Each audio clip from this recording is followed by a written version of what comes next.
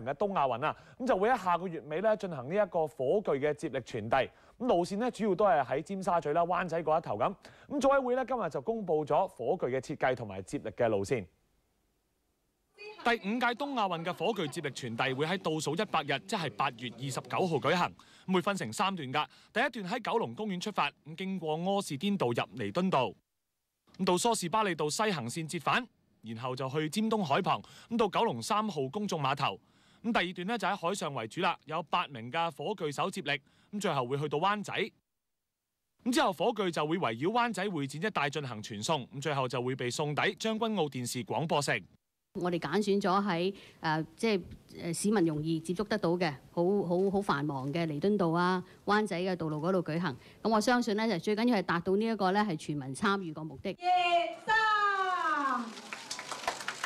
咁組委會亦都第一次公開火炬，由著名設計師靳埭強設計，火炬長72厘米，咁結構同08年奧運嘅長雲火炬係大致相同㗎。牛角形嘅設計配合東亞運喺牛年舉行嘅主題。咁今次一共有65名嘅火炬手進行接力傳送，當中大部分係運動員，曾經多次擔任火炬手嘅李麗珊就係其中一個啦。今次我覺得就比較特別啲啦，原因就係香港第一次搞大型運動會啦，我覺得意義好重大啦，因為希望藉住今次咧可以提升香港嘅體育文化。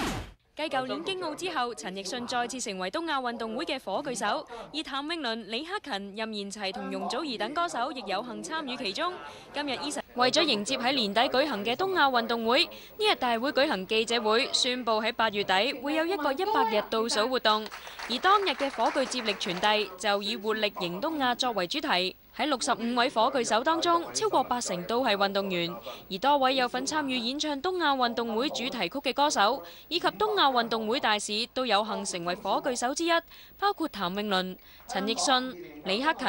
任賢齊、容祖兒、內地著名女歌手朱哲琴，以及嚟自韓國嘅蔡妍。繼北京奧運會之後 ，Eason 再次成為火炬手，代表台灣首次擔任火炬手嘅小齊當然非常開心啦。小齊透露，東亞運動會舉行期間，自己應該喺香港拍緊電影，所以佢都會抽時間欣賞比賽㗎。運動會嘅時候，我想睇啲水上嘅，好似滑浪風帆啊、帆船呢個，因為香港喺呢方面好進步，跟住又好犀利，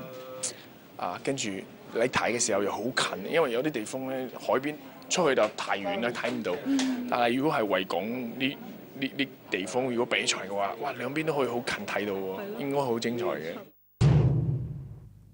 香港2009年東亞運動會將於12月5號至13號在香港舉行，而擔任東亞運動會大使的就是譚詠麟、李克勤和陳奕迅。今天他們出席記者會，宣布火炬接力傳送將會在2月29號，就是東亞運動會100天前舉行。譚詠麟、李克勤和陳奕迅這一次除了是大使之外，更加會擔任火炬手，而其他火炬手還包括有容祖兒、任賢齊、李麗珊等等。譚詠麟早前踢足球弄傷腿部，為了這一次聖火傳送，他要練習。陳奕迅早前被指要自己工作為父親陳求大籌醫療費用，最近有任賢齊這一次代表中華台北擔任火炬手，他說心情很興奮。原來任賢齊在台灣已經有當火炬手的經驗，不過這一次可以參與這麼大型的運動會，任賢齊當然很開心。嗰種心情係好興奮嘅，因為以前我有好多機會係做火炬手嘅，因為以前我都成日參與啲運動比賽。我知運動會都有火炬傳嘅。係，但係嗰種大型嘅串個區係大啲嘅。如果呢個串你唔使火炬咧，兜一圈就冇啦，係咪？